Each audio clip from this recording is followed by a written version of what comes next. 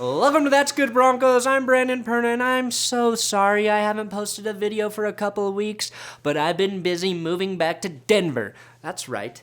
John Elway wanted me back along with Gary Kubiak and Wade Phillips to help the Broncos win a Super Bowl. So I'm here. Today, I'm talking about Julius Thomas and why we'll probably never root for him again.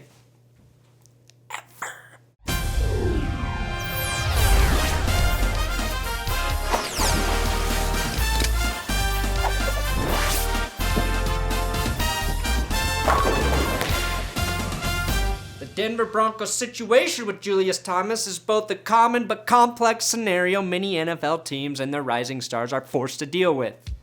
If you don't know, Julius Thomas is set to become a free agent on March 10th. It's been reported that the Denver Broncos offered Julius Thomas a contract that would have paid him somewhere in the range of $8 million per season prior to the 2014 season, which he and his agent rejected because there was supposedly not enough upfront or guaranteed money. Recently, Julius Thomas's father has been very vocal about his distaste for the Denver Broncos organization, Peyton Manning, and the Denver Broncos fans, which to me indicates the Broncos and Julius Thomas will be parting ways this offseason. I'm guessing you already knew all of that, and you've already taken a side in this increasingly ugly situation. As a loyal, diehard Broncos fan, I support the Denver Broncos and despise Julius Thomas for not wanting to return to the team that gave him a chance to be a star in the NFL. As a logical human being, I completely understand that Julius Thomas wants to maximize his guaranteed money because too many NFL contracts are designed to benefit the organization instead of the player. It was also reported from the Thomas camp that Julius had to seek an outside doctor to get a proper diagnosis of his ankle injury. This is a serious problem in the NFL, and is a topic that I can't cover in depth in this video. If you want to get an idea of how fucked up the injury situation is in the NFL, I suggest you watch former Denver Broncos tight end Nate Jackson's video on the Vice Sports YouTube channel titled Painkillers in the NFL, Nate Jackson on Hurt versus Injured. It'll teach you some stuff. I believe Julius Thomas may be expressing some of the serious problems that exist in the medical culture of the NFL in terms of playing with injuries.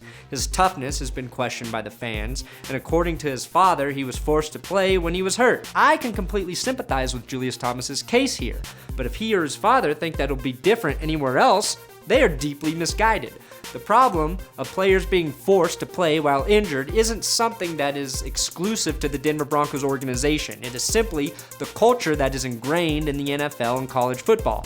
This probably comes as a shock to Julius Thomas and his father, as he only played 1 year of college football. It's also worth noting he played college football in Portland, Oregon, a city that makes the hippies in Boulder look like gun-toting Mitt Romney supporters. The injury culture will not change overnight in the NFL, and even if the injury practices drastically improve from a diagnosis and coaching standpoint, the guys who the fans will admire will continue to be the ones who defy the injury odds and play with pain that would have normal men like me crying to my mommy in bed. We watch and we admire athletes because they can do things we never be able to do, and that includes pushing their body beyond what we perceive are physical limitations. Joe Namath played most of his career with one good knee. Phillip Rivers played in an AFC Championship game with a torn ACL. Terrell Davis earned a Super Bowl MVP while battling through a blinding migraine. Jack Youngblood, if you have a name like Jack Youngblood, you are going to have to play with a broken fibula, which he did. And most recently, Richard Sherman, Cam Chancellor, and Earl Thomas all played in the Super Bowl with more significant injuries than Julius Thomas has ever had this last season. I don't know for his whole life. Julius Thomas wants to be paid like Rob Gronkowski, but there are a couple problems. First, he isn't as good as Gronk. No tight end in the NFL is. Second, he doesn't play with the heart and determination that Gronk does.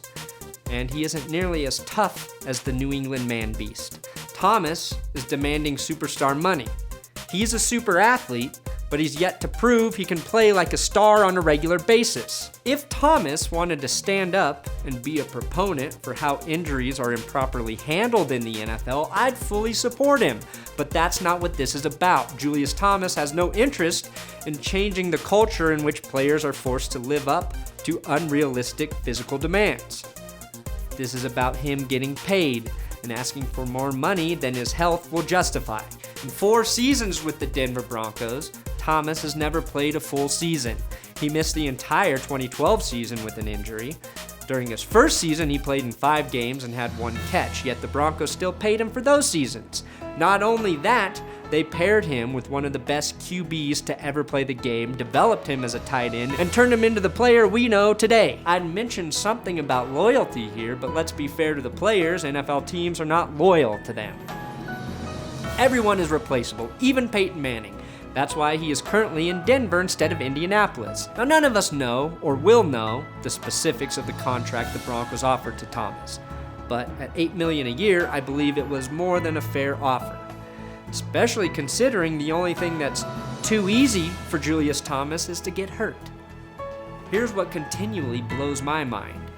Even if half that contract is guaranteed and Thomas only played 1 year and only earned a theoretical guaranteed $4 million, he'd be financially set for the rest of his life. That's assuming he would be smart with his money.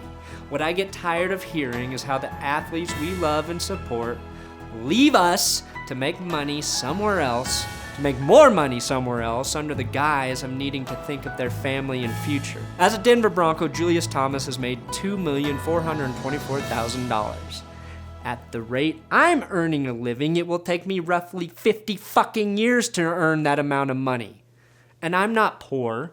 Julius Thomas would make plenty of money in Denver, and if you sympathize with him going somewhere else for more money, then you're a better person than me. If you're a grown man who's earned roughly $2.5 million with what I can only assume would be double that guaranteed salary for the 2015 season, and you do not think that is enough money to be financially secure for the rest of your life, then by definition you are both greedy and an idiot. What I really hate, is I know that I would be just as greedy as Julius Thomas in his situation. And I cannot help but to criticize him at this very moment on wanting to play somewhere else for more money. Because I'm a goddamn hypocrite. Now, I can understand why John Elway would be hesitant to give Julius Thomas a lot of guaranteed money.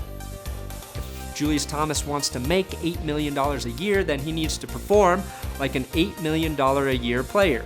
Unfortunately, that means performing at an elite level for an entire season, which is something Thomas has failed to do.